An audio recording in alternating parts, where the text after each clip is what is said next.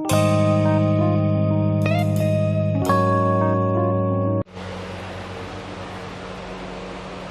Student, last class में हमने complete किया था कि किरचॉफ के नियम की सहायता से किरचॉफ ने दो विधि थी परिपथ के विश्लेषण के लिए, अर्थात परिपथ को सॉल्व करने के लिए किरचॉफ ने दो नियम दिए थे। पहला नियम था किरचॉफ का लूप या पास विश्लेषण विधि। उसके बाद दूसरा था संधि या नोड विश्लेषण विधि। तो हमने कल लास्ट क्लास में कंप्लीट किया था लूप या पास विश्लेषण विधि, अर्थात किसी लूप की सहायता से हम किसी लूप के अंतर्गत हम धारा का मान कैसे ज्ञात करते हैं, जो कि हमने लास्ट क्लास में कंप्लीट कर लिया था। लास्ट क्लास में कंप्लीट क्या बताया था कि लूप या पास विश्लेषण विधि के अंतर्गत हम धारा का मान ज्ञात करते हैं एवं धारा का मान ज्ञात करने के लिए हम इसके अंतर्गत प्रतिबाधा को प्रयोग में लेते हैं। किसका उपयोग किया था? इसके अंतर्गत प्रतिबाधा का उपयोग किया था। एवं लूप या पास आ रहा है तो हम जानते हैं किरचॉफ ने दो नियम दिए थे। पहला नियम दिया था धारा का नियम व दूसरा नियम दिया था लूप या वोल्टता का नियम या पास का नियम। अर्थात किरचॉफ का प्रथम नियम था धारा का नियम एवं किरचॉफ का द्वितीय नियम था वोल्टता का नियम। किरचॉफ के प्रथम नियम की सहायता से हम धारा का मान ज्ञात करते हैं व किरचॉफ के द्वितीय नियम की सहायता से हम वोल्टता का मान ज्ञात करते हैं। किरचॉफ का प्रथम नियम क्या कहता है कि किसी संधि बिंदु पर आने वाली धाराओं का बीजगणितीय योग शून्य के बराबर होता है, अर्थात केसीएल क्या कहता है? समेशन आई बराबर 0 व केवीएल क्या बोलता है? केवीएल बराबर समेशन बी बराबर 0, जो कि हम पहले ही कंप्लीट कर चुके हैं। तो किरचॉफ ने इन नियमों की सहायता से पहला मेथड दिया था संधि या नोड बिंदु विश्लेषण विधि एवं सेकंड मेथड दिया था लूप या पास विश्लेषण विधि। लास्ट क्लास में हमने लूप या पास विश्लेषण विधि कंप्लीट कर लिया था।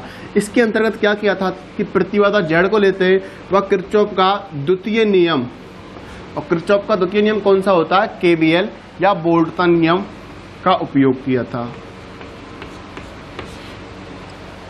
किरचॉफ का द्वितीय नियम का उपयोग किया था वह इस नियम की सहायता से धारा का मान ज्ञात किया था। लूप या पास विश्लेषण विधि की सहायता से परिपथ के अंतर्गत प्रवाहित धारा का मान ज्ञात करते हैं कि इस परिपथ के अंतर्गत कितनी धारा प्रवाहित हो रही है। यदि वोल्टेज का मान, किसका मान ज्ञात करना है? परिपथ में वोल्टता का। तो परिपथ के अंतर्गत वोल्टता का मान ज्ञात करने के लिए किरचॉफ ने प्रथम विधि दी, जिसे संधि बिंदु या नोड विश्लेषण विधि कहते हैं। इस विधि के अंतर्गत प्रतिबाधा को प्रयोग ना करके प्रवेश्यता को प्रयोग में लेते हैं। किसको लेते हैं? प्रवेश्यता को, अर्थात किसको प्रयोग करते हैं? बाई को। व इस नियम की सहायता से इस विधि के अंतर्गत केसीएल का उपयोग करते हैं व इस नियम की सहायता से धारा का मान ज्ञात करते हैं। तो लूप या पास विश्लेषण विधि के अंतर्गत क्या किया था? प्रतिबाधा को उपयोग किया, अर्थात जेड को उपयोग किया। इसके अंतर्गत केवीएल लगाया, अर्थात वोल्टता का नियम लगाया व इस नियम की सहायता से धारा का मान ज्ञात किया। लेकिन संधि बिंदु या नोड विश्लेषण विधि के अंतर्गत क्या कर रहे हैं हम? इस नियम के अंतर्गत प्रतिबाधा को काम में ना लेकर प्रवेश्यता को काम में लेते हैं व केवीएल को काम में ना लेकर क्या लेते हैं? केसीएल को काम में। तो केसीएल काम में ले रहे हैं तो किसका मान ज्ञात करते हैं? इसके अंतर्गत हम वोल्टेज का, किसका मान ज्ञात करते हैं? वोल्टेज का। लूप या पास विश्लेषण विधि के अंतर्गत हमने पढ़ाया था कि सबसे पहले क्या करते हैं हम? जेड, आई व ई, इन तीनों की सहायता से यदि हमारे पास तीन लूप होते हैं, फर्स्ट लूप, सेकंड लूप व थर्ड लूप। यदि फर्स्ट लूप में प्रवाहित धारा I1, अर्थात I1 बराबर क्या था? फर्स्ट लूप में प्रवाहित धारा, व I2 क्या था?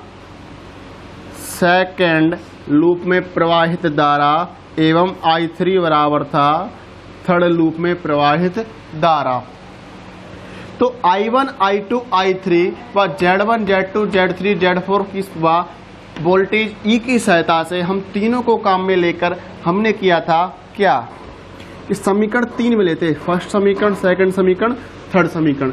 समीकरण फर्स्ट, सेकंड व थर्ड की सहायता से Z की मैट्रिक्स, I की मैट्रिक्स व E की मैट्रिक्स बनाई थी। अब इन Z, I व E की मैट्रिक्स को हमने किस में परिवर्तित किया था, सारणिक में। किस में परिवर्तित किया था, सारणिक में। सारणिक में परिवर्तित करने के बाद ये क्या आ गया, Z का सारणिक, I का सारणिक और E का सारणिक। और ये हम 12th क्लास में पढ़ चुके हैं, यदि दो सारणिकों के मान ज्ञात हों तो तीसरे सारणिक का भी मान ज्ञात करते हैं। अर्थात इस सारणिक के अवयव है I1, I2, I3। तो I1 बराबर क्या होता है, I1 बराबर डेल 1 वटा डेल Z एवं I2 बराबर डेल 2 वटा डेल Z व I3 बराबर डेल 3 बटा डेल Z। डेल 1, डेल 2 व डेल 3 के मान कैसे ज्ञात किए थे हमने, डेल 1 का मान ज्ञात करने के लिए E के कॉलम को Z के फर्स्ट कॉलम में, Z के फर्स्ट कॉलम में क्या किया था, प्रतिस्थापित किया था। इसी प्रकार डेल 2 का मान ज्ञात करने के लिए E के कॉलम को Z के सेकंड कॉलम में प्रतिस्थापित किया था एवं इसी प्रकार डेल 3 का मान ज्ञात करने के लिए E के कॉलम को Z के थर्ड कॉलम में प्रतिस्थापित किया था। तो डेल 1 का मान आ गया आपके पास, डेल 2 का मान आ गया आपके पास, किसका मान आ गया, डेल 3 का। इसी प्रकार डेल Z का मान कैसे निकालते हैं, माने यदि हमारे पास ये दो अवयवों की सारणिक है Z11, Z12, Z21, Z22, तो इसके अंतर्गत यदि आप डेल Z का मान कैसे निकालोगे, इन दोनों का मल्टीप्लाई, ये प्लस का होता है माइनस का, तीन अवयवों की होती तो प्लस माइनस प्लस, तो दो अवयवों तो क्या हो गया, Z11, Z22 minus Z12, Z21, ये किसका मान हो गया, डेल Z का। इस प्रकार डेल 1 में डेल Z का भाग लगाओ, I1 का मान, डेल 2 में डेल 2 का मान भाग, डेल 1 में डेल Z का भाग I1 का मान, डेल 2 में डेल Z का भाग I2 का मान और डेल 3 में डेल Z का भाग I3 का मान। इस प्रकार हम किसी प्रपथ में प्रवाहित धारा का मान ज्ञात कर चुके थे लूप या पास विश्लेषण विधि की सहायता से। आज हम पढ़ेंगे संधि या नोड विश्लेषण विधि। इसके अंतर्गत क्या बताया कि इस विधि के अंतर्गत KCL को काम में लेते हैं, किसको काम में लेते हैं, KCL। इस विधि के अंतर्गत KVL का काम नहीं होता है। इस विधि के अंतर्गत प्रतिबाधा के स्थान पर प्रवेश्यता को काम में लेते हैं, अर्थात Z को काम में ना लेकर किसको काम में लेते हैं, Y को। इस विधि की सहायता से वोल्टता का मान ज्ञात करते हैं। यदि मैं आप लोगों से कहूं कि लूप विश्लेषण विधि या संधि नोड विश्लेषण विधि के मध्य अंतर बताइए, तो सबसे पहला अंतर क्या होगा, लूप विश्लेषण विधि में हम Z को काम में लेते हैं जबकि संधि विश्लेषण विधि में हम Y को काम में लेते हैं। लूप विश्लेषण विधि के अंतर्गत हम KVL लगाते हैं जबकि संधि विश्लेषण विधि के अंतर्गत हम KCL, क्या लगाएंगे, KCL। व लूप व पास विश्लेषण विधि की सहायता से किसी परपथ में प्रवाहित धारा का मान ज्ञात करते हैं, जबकि संधि या नोड विश्लेषण विधि की सहायता से किसी परपथ में प्रवाहित वोल्टेज का मान ज्ञात करते हैं। तो ये तीन अवयव, तीनों के मध्य क्या हो गए, अंतर।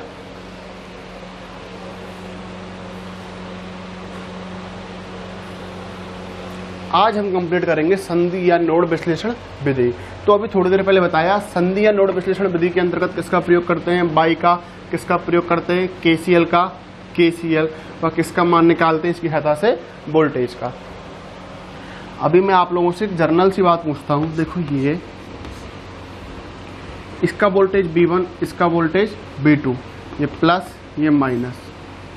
मैं आप लोगों से कहूं ये बैटरी 15 वोल्ट की है, कितने वोल्ट की है, 15 वोल्ट की। तो इसका मतलब क्या हुआ, इसका मतलब हुआ V1 माइनस V2 बराबर 15 वोल्ट। नहीं आया समझ में। कि यदि कोई आपके पास एक बैटरी है, ये इसका पॉजिटिव टर्मिनल व इसका नेगेटिव टर्मिनल, यदि इसका पॉजिटिव टर्मिनल का वोल्टेज V1 और नेगेटिव टर्मिनल का वोल्टेज V2, और मैं आप लोगों से कहूँ टोटल वोल्टेज 15 वोल्ट, तो क्या आएगा V1 माइनस V2 बराबर 15 वोल्ट। हम जानते हैं वोल्टेज के मध्य अंतर अर्थात विभवांतर बराबर क्या होता है, high voltage minus low voltage. High voltage क्या है हमारा V1, लो वोल्टेज क्या है V2, तो V1 माइनस V2 बराबर क्या हो गया 15 वोल्ट। यदि मैं आप लोगों से कहूँ ये जो बैटरी है ये 5 वोल्ट की है, कितने वोल्ट की, 5 वोल्ट की, व ये इसका पॉजिटिव टर्मिनल व ये इसका नेगेटिव टर्मिनल, इसका वोल्टेज V1 व इसका वोल्टेज V2 व इस बैटरी के जो नेगेटिव टर्मिनल है इसको मैं भू संपर्कित कर दूं, अर्थात क्या कर दूं, ग्राउंड कर दूं। अब बताओ, अब मैं क्या कह सकता हूं, V1 माइनस V2 बराबर क्या हो गया 5 वोल्ट, जबकि मैंने B2 को क्या किया, भू संपर्कित, और हम जानते हैं जब इसको भू संपर्क कर देते हैं तो इसका वोल्टेज V2 बराबर क्या हो गया 0, अर्थात क्या होगा V1 माइनस 0 बराबर 5 वोल्ट, या V1 बराबर क्या हो गया 5 वोल्ट। एक एग्जांपल और लेते हैं, प्लस माइनस, माना ये इसका A.8 इसका B टर्मिनल, मैं कहूँ ये बैटरी E वोल्ट की, कितने वोल्ट की, E वोल्ट की, वह इसका सेकंड टर्मिनल मैंने किया भू संपर्कित, तो देखो क्या होगा, E क्या होगा, वोल्टेज के मध्य अंतर क्या होगा, high voltage minus low voltage, क्या होगा BA माइनस BB, जबकि मैंने B टर्मिनल क्या किया, भू संपर्कित कर दिया, अर्थात इसका विभव क्या हो गया 0 हो गया, तो E बराबर क्या होगा BA माइनस 0, या मैं क्या कह सकता हूं कि E बराबर क्या हो गया BA।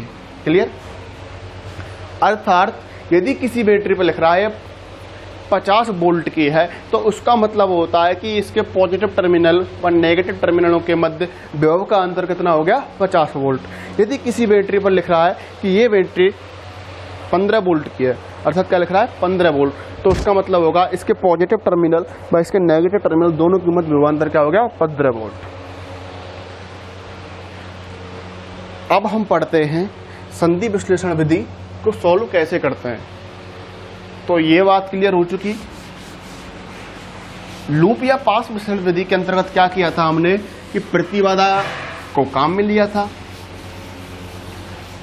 प्रतिबाधा को काम में लेने के बाद किसका क्या लगाया, KVL लगाया था, और KVL लगाने के बाद क्या निकाल दिया हमने I का मान।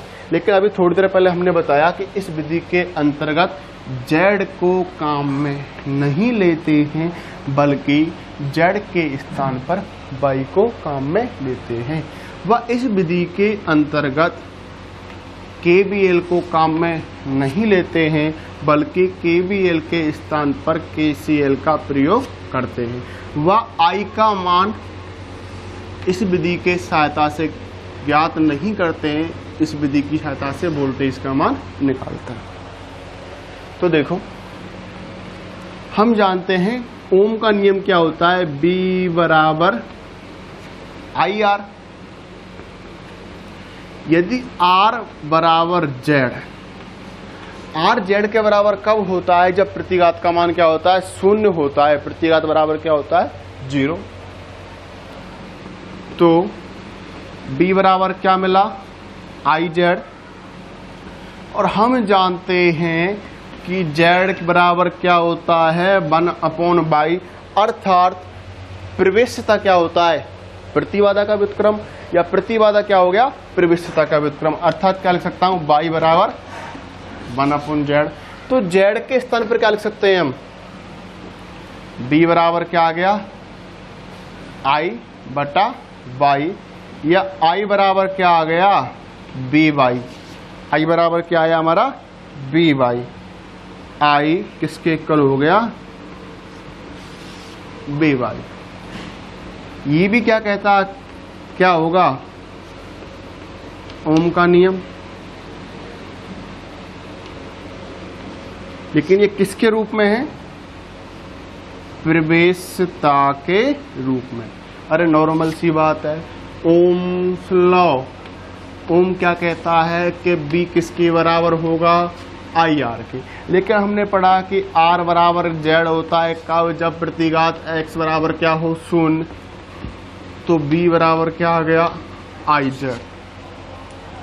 ये भी क्या है, ओम का नियम, लेकिन किसके रूप में, प्रतिबाधा के रूप में। और हम जानते हैं z बराबर क्या होता है, 1/y। तो z के स्थान पर 1/y पुट किया तो b बराबर क्या आ गया, i/y। ये भी क्या है, ओम का नियम, लेकिन किसके रूप में, प्रवेश्यता के रूप में। या क्या लिख सकता हूं इसकी सहायता से, I बराबर BY। अर्थात ये भी ओम का नियम, ये भी ओम का नियम, लेकिन इसका उपयोग अलग स्थान पर करेंगे, इसका उपयोग अलग स्थान का करेंगे। जैसे कि आप लोगों ने रामायण देखी, श्री कृष्ण लीला देखी। यदि हमको कंस का वध करना है तो हम किसको बुलाते हैं, भगवान श्री कृष्ण को। और रावण का वध करते हैं तो किसको बुलाते हैं, भगवान श्री राम को। रूप तो एक ही है, भगवान का रूप तो एक ही होता है, लेकिन क्या है, भगवान तो एक ही होता है, लेकिन इसे रूप क्या कर दिए, अलग अलग। अर्थात यदि हमने किसका वध करना है, कंस का, तो किसको बुलाया हमने, भगवान श्री कृष्ण को। वह रावण का वध करना है तो किसको बुलाओगे, भगवान श्री राम को। ये दोनों होते तो एक ही हैं। इसी प्रकार ये भी क्या है, ओम का नियम, ये भी क्या है, ओम का नियम, लेकिन ये किसके रूप में, प्रतिबाधा के रूप में। ये किसके रूप में, प्रवेश्यता के रूप में। यदि आपको क्या लगाना है, KVL, और कौन सी विधि पढ़नी है, लूप या पास विश्लेषण विधि, तो ये नियम काम मिलेंगे। यदि आपको पढ़ना है संधि या नोड विश्लेषण विधि, तो संधि या नोड विश्लेषण विधि के अंतर्गत आप कौन सा नियम काम में लोगे, ये प्रवेश्यता वाला। अर्थात क्या कहा कि कंस का वध करोगे तो श्री कृष्ण को बुलाओ, रावण का वध करोगे तो श्री राम को बुलाओ, भगवान श्री राम को। तो यहां तक हम पढ़ चुके। अर्थात हमने क्या जाना कि प्रवेश्यता के रूप में ओम का नियम I बराबर क्या होता है, BY। अब कंप्लीट करते हैं हम संधि विश्लेषण विधि या लूप विश्लेषण विधि। तो हम एक परिपथ बनाएंगे।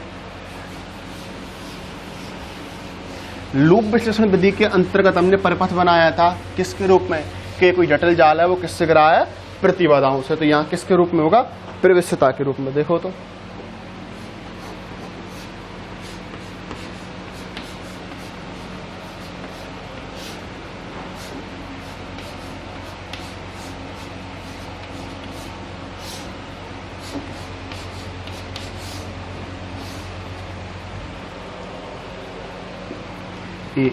ये positive terminal, negative terminal, y1।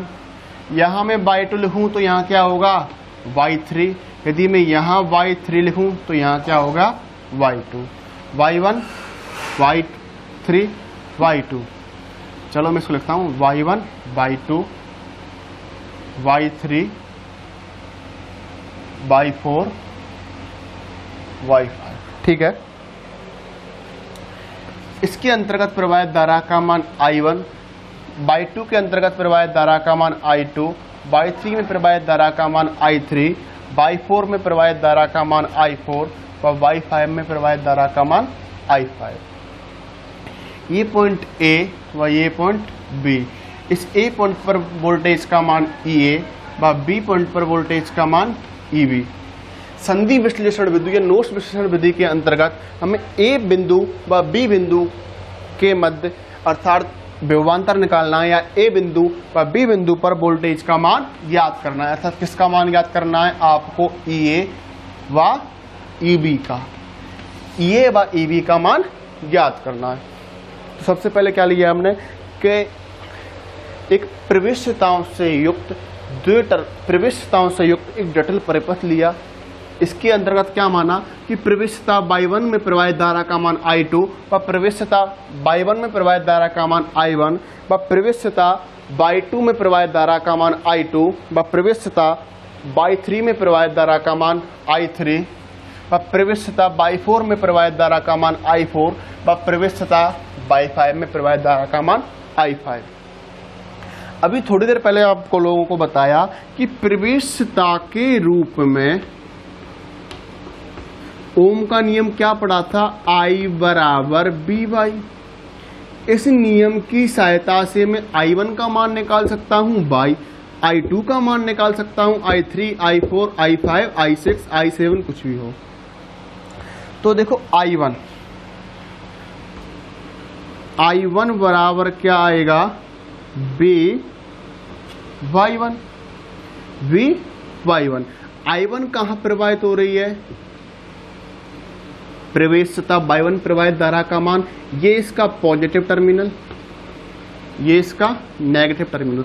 और इस विधि के अंतर्गत क्या करते हैं, ये संधि बिंदु, ये संधि बिंदु, इन दोनों संधि बिंदुओं के मध्य बिंदु वाले वाहक को हम भू संपर्कित कर देते हैं। अर्थात किस में कर दिया हमने इसको, ग्राउंड स्टेट में। किस में कर दिया, ग्राउंड में। इसको क्या कर देते हैं हम, भू संपर्कित, जिससे इसका वोल्टेज क्या हो गया, जीरो, इसका भी वोल्टेज क्या हो गया, जीरो, इसका भी वोल्टेज क्या हो गया, जीरो। अर्थात संधि बिंदु या नोड बिंदु विश्लेषण विधि के अंतर्गत हमें ए पॉइंट पर वोल्टेज का मान ज्ञात करना है व बी पॉइंट पर वोल्टेज का मान ज्ञात करना है। तो इसके लिए हम सबसे पहले एक प्रमुख संधि का चयन करते हैं कि प्रमुख संधि मतलब वो दो संधियों में कॉमन होगी। देखो मैं इसको यहां से हटा के ऐसा लिख सकता हूं। तो इसका मतलब क्या हुआ, इन दोनों में एक कॉमन संधि होगी, तो उसको हमने क्या कर दिया, भू संपर्कित। अर्थात क्या लिखा, हमारा परिपथ क्या होगा, यही वाला जो कि आप लोगों को पहले बना दिया। तो इसको क्या कर दिया हमने, भू संपर्कित, जिससे ये क्या हो गया, इसका वोल्टेज क्या हो गया, जीरो। अर्थात इस टर्मिनल का नीचे वाला वोल्टेज जीरो, इसका वोल्टेज जीरो। तो I1 बराबर क्या हो गया, बी वाई वन। और मैंने आप लोगों को बताया था कि यदि कोई बैटरी है, मैं कहूँ वो बैटरी 15 वोल्ट की है, इसका मतलब क्या होगा, उसके पॉजिटिव टर्मिनल व नेगेटिव टर्मिनल के मध्य विभव का अंतर। अर्थात यदि इसका मान B1 व इसका मान B2, तो क्या होगा, B1 माइनस B2 बराबर 15 वोल्ट। किसका मान चाहिए, B का, तो B का मान क्या होगा, ये इसका पॉजिटिव टर्मिनल, ये इसका क्या हो गया, नेगेटिव टर्मिनल, दोनों के मध्य अंतर। तो देखो B बराबर क्या आएगा, E माइनस ए। समझ में आया कि नहीं आया, वापस समझो। आप लोगों को बताया यदि कोई बैटरी, माना ये बैटरी मैं कहूँ आपसे ये 16 वोल्टेज की है, तो इसका मतलब क्या होगा, ये पॉजिटिव नेगेटिव, यदि इसका वोल्टेज V1 मानूंगा, इसका वोल्टेज V2, अर्थात 16 बराबर क्या होगा, B1 माइनस B2। तो इसी प्रकार ये प्रवेशता Y1, इसमें प्रवाहित धारा I1, तो इसके मध्य वोल्टेज B का मान क्या होगा, ये इसका पॉजिटिव टर्मिनल हो गया व ये इसका नेगेटिव टर्मिनल, इन दोनों के मध्य विभव का अंतर E माइनस E बराबर क्या हो गया, B का मान। तो I1 बराबर क्या आया, E माइनस E Y1, समीकरण 1।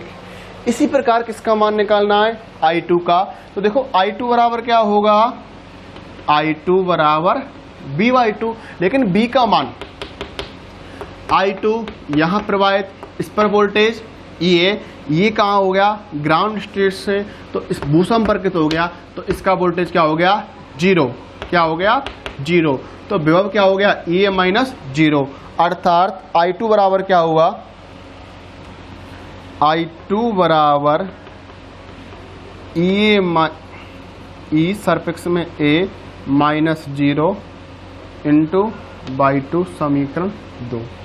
इसी प्रकार मैं किसका मान निकालूं, I3 का। तो देखो I3 बराबर क्या होगा, I3 बराबर हो जाएगा B/3, लेकिन B का मान, ये इसका पॉजिटिव, ये क्या हो गया, नेगेटिव। पॉजिटिव टर्मिनल पर वोल्टेज का मान EA, नेगेटिव टर्मिनल पर वोल्टेज का मान EB। तो क्या हुआ, I3 बराबर EA माइनस EB/3, समीकरण 3। इसी प्रकार किसका मान निकालूं, I4 का। तो I4 क्या हो गया, positive terminal, negative terminal, positive terminal पर वोल्टेज का मान EB, नेगेटिव टर्मिनल पर वोल्टेज का मान 0। तो क्या हो गया, EB माइनस 0/4, समीकरण 4।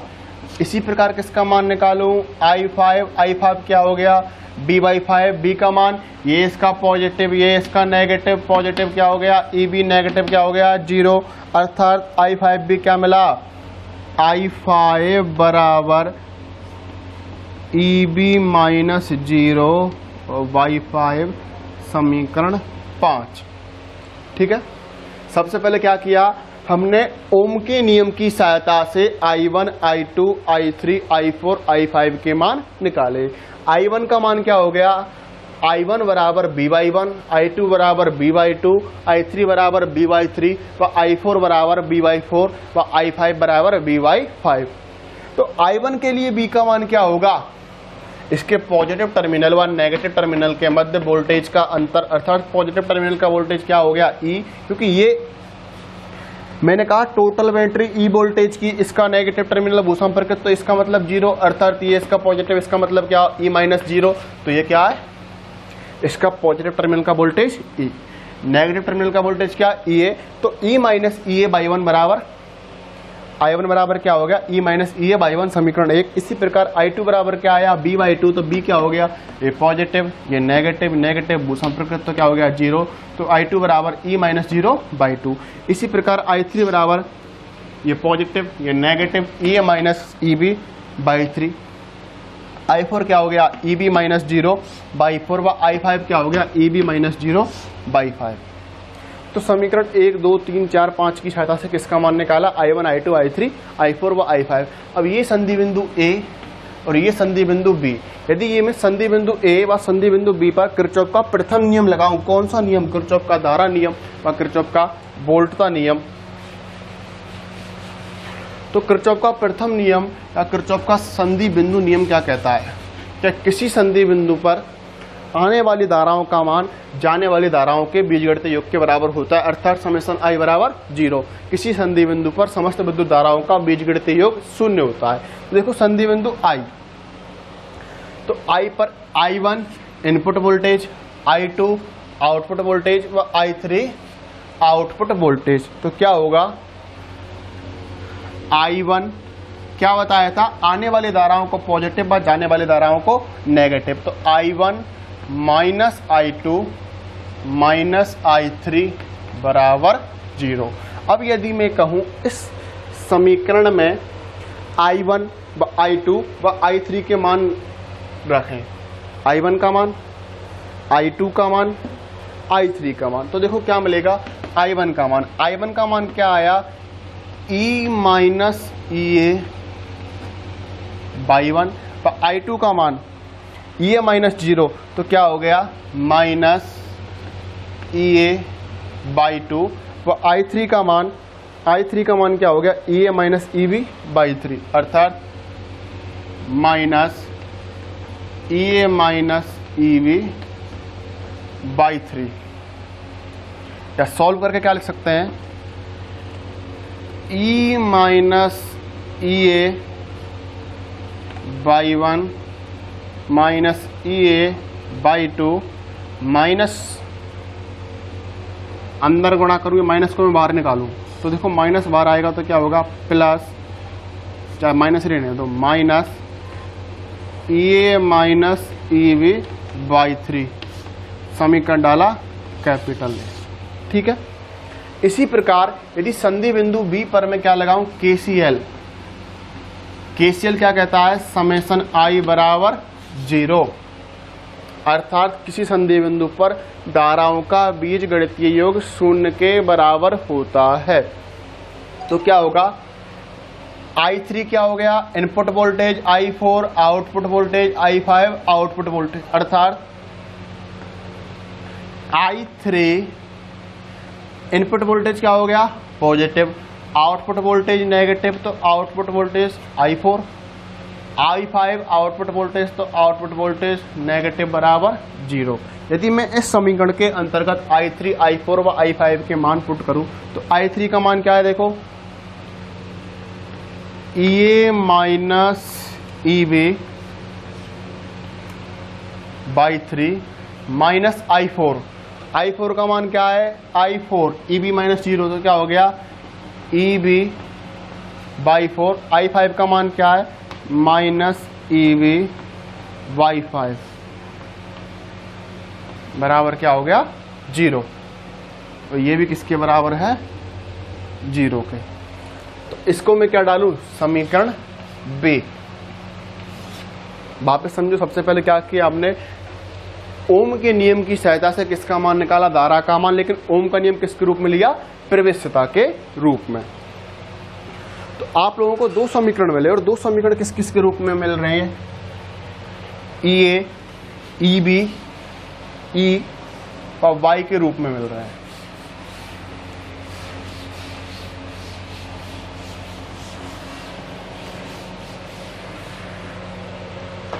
वापस समझो, समीकरण ए क्या है आपका, E minus A by one minus E A by two minus E A minus A B by 3 बराबर 0, ये समीकरण ए। बस समीकरण बी क्या हो गया हमारा, E A minus E B by 3 minus E B by 4 minus E B by 5 बराबर 0। अब समीकरण ए और बी को ध्यान से देखो।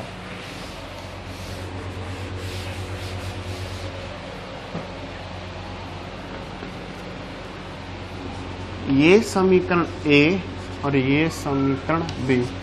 यदि आप लोगों को समीकरण ए के अंतर्गत ई का मान ज्ञात हो, ई का मान मालूम हो, बाई 1 का मान मालूम हो, बाई 2 का मान मालूम हो, बाई 3 का मान मालूम हो, वह समीकरण सेकंड के अंतर्गत बाई 3 का मान मालूम हो, बाई 4 का मान मालूम हो, बाई 5 का मान मालूम हो, तो समीकरण 1 और 2 की सहायता से आप ई ए व ई बी के मान ज्ञात नहीं कर सकते क्या?